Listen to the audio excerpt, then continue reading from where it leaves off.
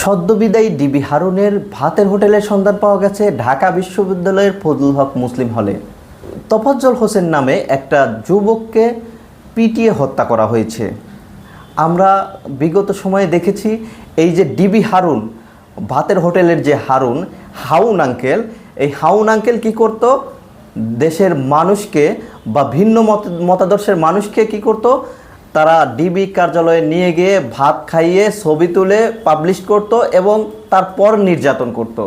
আমরা ঠিক একইভাবে দেখলাম কিছু ছাত্র নামধারী, কিছু ছাত্রলীগের দুর্বৃত্ত যারা এখনও পর্যন্ত ঢাকা বিশ্ববিদ্যালয়ে রয়ে গেছে, এই রকম দুর্বৃত্তরা তোফাজ্জল হোসেন নামে একটা যুবককে পিটিয়ে হত্যা করলো। পিটিয়ে হত্যা করার আগে তাকে ভাত খাওয়ানো হয়েছে। বাংলাদেশকে আমরা বহু রক্তের বিনিময়ে স্বাধীন করেছি। হাজার হাজার মানুষ প্রাণ দিয়েছে, আবু সাইদ মুগ্ধরা প্রাণ দিয়েছে।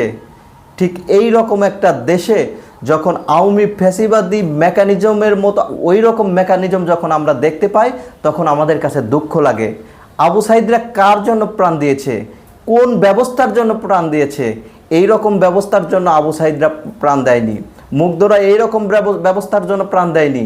তারা প্রাণ দিয়েছে একটা বৈষম্যহীন সমাজ গড়ার জন্য, যেখানে মানুষ চোর হলেই তাকে পিটিয়ে মারবে না, ছাত্রলীগ হলেই তাকে পিটিয়ে মারবে না। ধরলাম সে চোর, যদি সে চোর হয়েও থাকে তাকে পিটিয়ে হত্যা করার দায়িত্ব আপনাকে কে দিয়েছে? যিনি হত্যা করেছে এই হত্যাকারীকে ছাত্রলীগ বলা হচ্ছে তিনি নাকি বৈষম্য বিরোধী ছাত্র আন্দোলন, কোটা আন্দোলনের সময় তিনি নাকি ছাত্রলীগের পোস্টেড নেতা ছিল, তখন তিনি নাকি পদত্যাগ করে নতুন করে বৈষম্য বিরোধী ছাত্র আন্দোলনে যোগদান করেছে। বৈষম্য বিরোধী ছাত্র আন্দোলনের সমন্বয়কদের আমি বলতে চাই, আপনারা যাকে তাকে আপনাদের সংগঠনে নিতে পারেন, ছাত্রলীগ হলেই তাকে আপনার সাথে নিতে পারেন? এটা কখনো নিতে পারেন না। যে সমন্বয়ক পরিচয়ে যারা এই যে হত্যাকাণ্ড ঘটাচ্ছে, যারা এই বৈষম্য বিরোধী ছাত্র আন্দোলনের নাম দিয়ে হত্যাকাণ্ড ঘটিয়েছে, এই হত্যাকাণ্ডের দায় কি আপনি নিতে পারবেন? আপনারা নিতে পারবেন না। তাই আমি বলতে চাই, আপনারা যা করছেন, আপনারা সমন্বয়ক পরিচয়ে যা করছেন, সেটা এখনও থেমে যান। আপনাকে বুঝতে হবে, বাংলাদেশে আইনের শাসন প্রতিষ্ঠার জন্য আমরা যুদ্ধ করেছিলাম। 24-এ আমরা অভ্যুত্থান ঘটাইছি একটা আইনের শাসন প্রতিষ্ঠা করার জন্য, কিন্তু আমরা দেখলাম আইনের শাসন তো দূরে থাক, একটা মানুষকে পিটিয়ে হত্যা করা হচ্ছে। গতকাল রাত্রে জাহাঙ্গীরনগর বিশ্ববিদ্যালয়ে একটা ছাত্রলীগ নেতাকে পিটিয়ে হত্যা করা হলো। যদি আপনি আইনের দায়িত্ব নেন, তাহলে পুলিশ প্রশাসন, র্যাব, আর্মি কি করছে?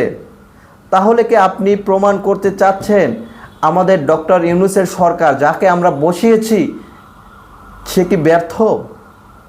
আইনের শাসন দিতে কি সে ব্যর্থ? তাহলে আপনি কেন নিজে আইন হাতে নিচ্ছেন? আপনি নিজে আইন হাতে নিতে পারেন না, আপনার ওই অধিকার আপনাকে দেওয়া হয়নি। চোর হলেই তাকে পিটিয়ে হত্যা করবেন, ছাত্রলীগ হলেই তাকে পিটিয়ে হত্যা করবেন। বিগত সময় আমরা দেখেছি শিবির সন্দেহে অনেক মানুষকে পিটিয়ে হত্যা করা হয়েছে। তো সেই একই ঘটনা পুনরাবৃত্তি আমরা দেখতে চাই না। এই জন্যই আমরা অভ্যুত্থান ঘটাইছিলাম 5ই আগস্টে।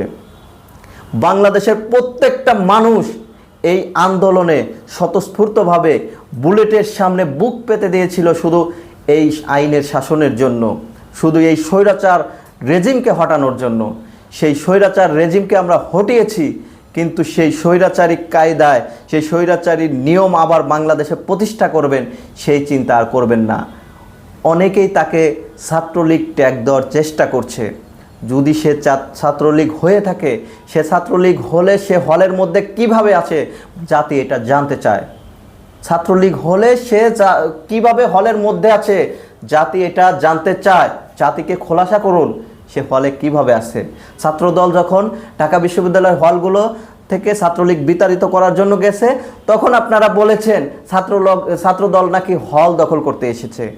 ছাত্রদল চলে এসেছে, এখন ছাত্রলীগ কিভাবে হলের মধ্যে আওয়ামী দুঃশাসনের সেই রাজনীতি করে যাচ্ছে, সেই জবাব আপনাদের দিতে হবে।